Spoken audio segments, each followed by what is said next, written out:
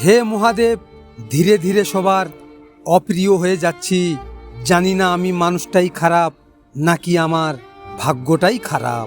শখের অনেক কিছুই ছিল, সময়ের পরিবর্তনে আজ কিছুই নেই, আর কোনো শখও নেই। মনে রাখবেন, ভালোবেসে অন্ধ হয়ে গেলে ঠকে যাওয়ার সম্ভাবনা বেড়ে যায়। নাটক করে ভালো সাজা যায়, তবে সেটা খুব বেশি দিনের জন্য নয়। মুখোশ একদিন ঠিকই খুলে যায়, অপেক্ষা শুধু সময়ের। মানুষের থেকে দূরে থাকা ভালো, একা থাকা ভালো। মানুষ দূর থেকে সুন্দর, মানুষের মাঝে বেশি ভেসে যেতে নেই।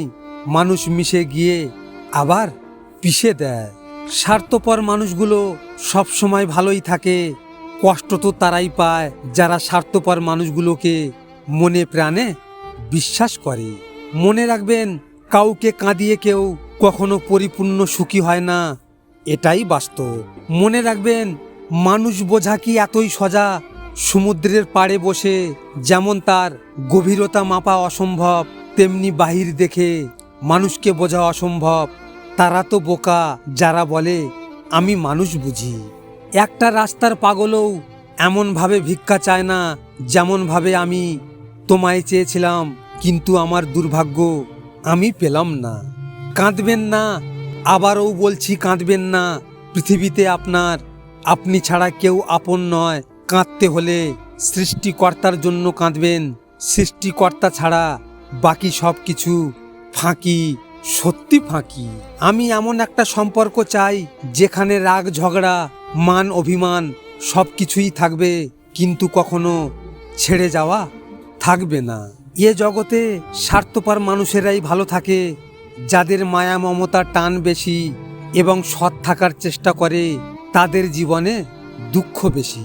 মানুষের যখন অনেক মানুষ হয়ে যায়, তখন পুরাতন মানুষকে আর মনে রাখে না। আমি কার সমালোচনা করব? যার দিকে তাকাই সেই আমার থেকে উত্তম।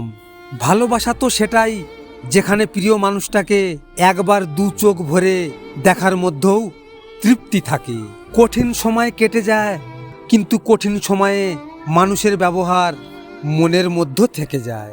সব কিছু সহ্য করা, সব কিছু মেনে নেওয়া। মানুষগুলো রাতে ঘুমাতে পারে না, ভেতরে ভেতরে শুধু বলে আমার সাথে এমনটা না হলেও পারত। তর্ক করে জয়ী হওয়ার চেয়ে চুপ থেকে হেরে যাওয়াটাই ভালো, কারণ বুদ্ধিমানেরা হেরে যাওয়ার ভয় করে না। ভিডিওটি ভালো লাগলে পাশে থাকবেন, আর হ্যাঁ, নিজের খেয়াল অবশ্যই রাখবেন, কারণ এটা স্বার্থের দুনিয়া। এখানে নিজের খেয়াল নিজেকে রাখতে হয়, অন্য কেউ রাখবে না। দেখা হচ্ছে পরের ভিডিওতে।